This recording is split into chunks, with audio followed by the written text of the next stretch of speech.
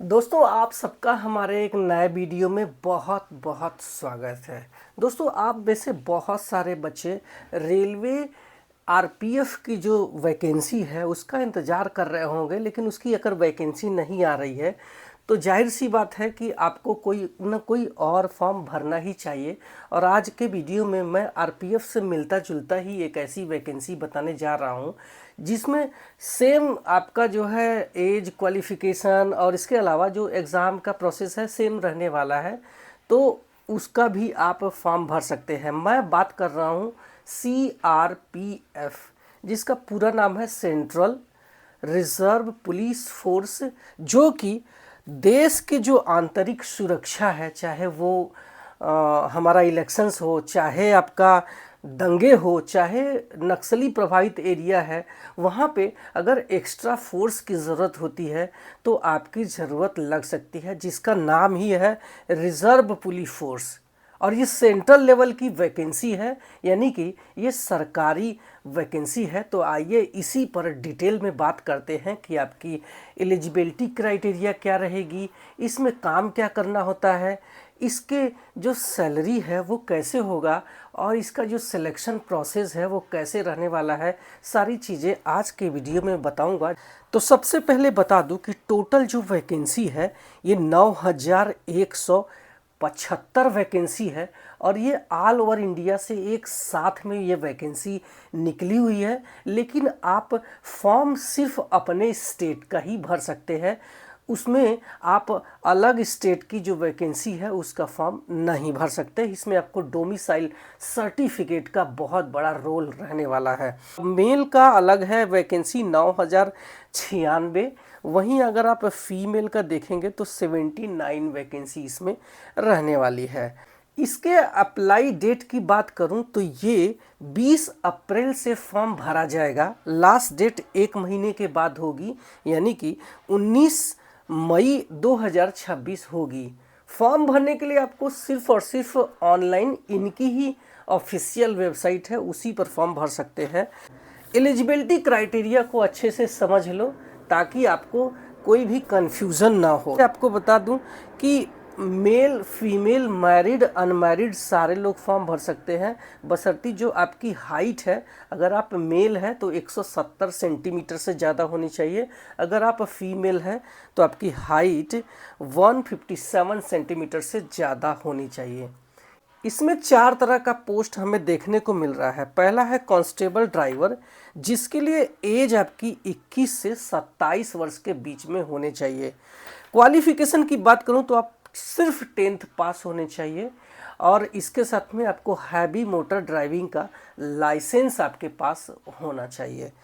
इसके अलावा दूसरा पोस्ट है कांस्टेबल टेक्निकल, यानी कि आपका जो है टेक्निकल पोस्ट इसमें रहने वाला है। समझो कि आपको मोटर मैकेनिक व्हीकल से आपने आईटीआई किया है तो इसका फॉर्म भर सकते हैं, जिससे आप सीआरपीएफ की जो गैराज होती है जहां पे इनकी गाड़ियों का मेंटेनेंस होता है, वहीं पे आपको टेक्नीशियंस बनाया जाएगा। और आपको बता दूं कि आप सिर्फ टेक्नीशियंस या ड्राइवर नहीं रहते हैं, ज़रूरत पड़ने पर आपको देश की जो सुरक्षा है, जहाँ पे एक्स्ट्रा फोर्स की ज़रूरत है, वहाँ पे भी आपकी ड्यूटी लगाई जा सकती है।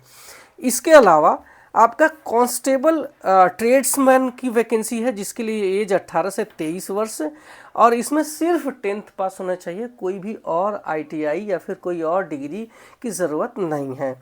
इसके अलावा पॉइनियर का है जो विंग कमांडर, इसमें आपकी जो पोस्टिंग होगी वो स्टेट वाइज नहीं होगी बल्कि ऑल ओवर इंडिया में पोस्टिंग होगी और इसमें एज आपकी 18 से 23 वर्ष होनी चाहिए। क्वालिफिकेशन सिर्फ 10th पास होने चाहिए, इसके अलावा आपको कुछ भी नहीं चाहिए। अब आपके मन में सवाल चल रहा होगा कि ये इनके काम क्या होते हैं, तो जाहिर सी बात है कि आप ड्राइवर का नाम से ही प्रतीत है कि आप सीआरपीएफ की गाड़ियां चलाने वाली है। इसके अलावा टेक्निकल जितने भी पोस्ट है उस पे आप टेक्नीशियंस बन सकते हैं। इसके अलावा बहुत सारे पोस्ट कुक या फिर साफ़ सफाई बहुत सारे आएगा, तो उसमें आप इनके लिए ही खाना वगैरह बना सकते हैं। इसके अलावा पॉइनियर की बात करें तो आपने इनके जो बंकर होते हैं, जो इनके टेम्पररी ब्रिज होते हैं, उनको बनाने का जो है आप काम करने वाले वाले हैं, ये पॉइनियर वालों का जॉब है। अब बात करते हैं कि ये सारी चीज़ें सब समझ में तो आ गई है कि एलिजिबिलिटी क्राइटेरिया क्या है, इसका फॉर्म कैसे भरना है। तो आपको बता दिया है कि सिर्फ और सिर्फ ऑनलाइन इनकी ही ऑफिशियल वेबसाइट पर जा कर के फॉर्म भर सकते हैं, जहाँ पे आपको एग्ज़ाम फीस, अगर आप जनरल या ओबीसी या फिर ईडब्ल्यूएस में आते हैं तो 100 रुपये देनी होगी। वहीं अगर आप SC ST या फिर फीमेल कैंडिडेट या फिर आप एक सर्विसमैन हैं तो आपको कोई भी फीस यहाँ पर नहीं देनी होगी। और आपको बता दूं कि एक सर्विसमैन वालों का यहाँ पे 10% का जो आरक्षण है वो लागू होता है। जैसे सेंट्रल गवर्नमेंट में आपका वैकेंसी में ग्रुप C वैकेंसी में लागू होता है, और ये भी पे लेवल 3 की वैकेंसी है, तो इसमें भी आपका 10% का आरक्षण लागू होगा। अच्छा, एज की बात करते समय आपको एक चीज़ नहीं बताया था कि SC ST में आते हैं तो 5 वर्ष, OBC में आते हैं तो आपको सीधा 3 वर्ष की छूट मिल जाएगी। सिलेक्शन प्रोसेस की बात करूं तो एक चीज़ बहुत अच्छा इसमें लगा कि इसमें सबसे पहले ही फिजिकल एफिशिएंसी टेस्ट हो जाएगा, जिसमें जो बच्चे अगर एलिजिबल नहीं है तो वो पहले ही बाहर हो जाएंगे दौड़ में ही। इसका जो दौड़ होगा ये 5 किलोमीटर की जो दूरी होगी ये 24 मिनट के अंदर ही कंप्लीट करनी होगी। ये मेल के लिए है। फीमेल के लिए 1.6 किलोमीटर की जो दूरी होगी ये 8.5 मिनट में कंप्लीट करनी होगी। तो इससे एक चीज़ तो साबित होता है कि अब जो है आपको इसी रनिंग में ही बहुत सारे बच्चे बाहर हो जाएंगे। जो बचते हैं उनके लिए एक CBT होगा, यानी कंप्यूटर बेस्ड टेस्ट होगा, जिसमें कि 100 objective type multiple choice questions रहेंगे, जिसके लिए आपको 2 घंटे का समय मिलेगा। 1/4 का निगेटिव मार्किंग यहाँ पे रहने वाला है। प्रश्नों का बंटवारा आप समझ सकते हैं, जैसे RPF में होता है मैथमेटिक्स, रीजनिंग, GK GS, इसमें भी वही सवाल रहने वाले हैं।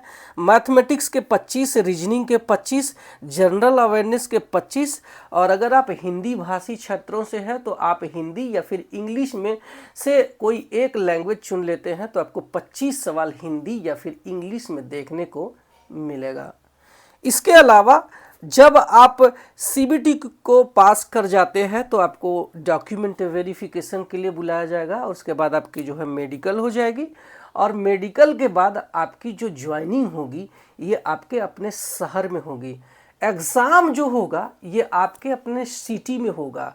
समझो आप महाराष्ट्र में रहते हैं तो आपका एग्ज़ाम पुणे में होगा, जो कि तलेगांव में इन्होंने एग्ज़ाम सेंटर दिया है, या फिर आप नागपुर में आपका 2 जगह एग्ज़ाम सेंटर होगा। अगर इसके अलावा समझो आप उत्तर प्रदेश में रहते हैं तो उत्तर प्रदेश में 4 से 5 एग्ज़ाम सेंटर है, जो कि लखनऊ, चंदौली, रामपुर, अमेठी यानी रायबरेली, ये आपके एग्ज़ाम सेंटर है। मैं एक एग्जाम्पल उत्तर प्रदेश और महाराष्ट्र का इसलिए लिया क्योंकि मैं जो बॉर्न हूँ उत्तर प्रदेश से हूँ, और जो मैं इस समय जॉब कर रहा हूँ मैं महाराष्ट्र से हूँ, तो इस वजह से मैं 2 जो स्टेट है वो इसमें आपको बता दिया। अच्छा, सैलरी की बात कर लेते हैं कि जब आपकी ज्वाइनिंग हो जाएगी तो आपकी जो सैलरी होगी वो कितनी होगी। तो लगभग 40,000 रुपये पर मंथ आपको मिलने वाला है। ये अभी की बात कर रहे हैं, लेकिन ये सेंट्रल गवर्नमेंट का जॉब है, तो आपका जो जॉब है ये सेंट्रल लेवल का है, तो जाहिर सी बात है 8वां वेतन आयोग बहुत जल्दी ही हमें इम्प्लीमेंटेशन में आ जाएगा। तो आप जो है इसमें 80,000 रुपये प्रति माह पा सकते हैं।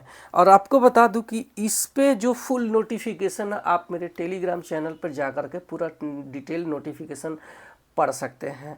तो आशा नहीं, उम्मीद भी है कि आपको मेरा ये वीडियो पसंद आई होगी।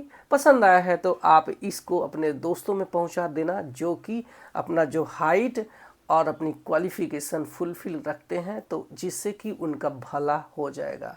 Thank you so much.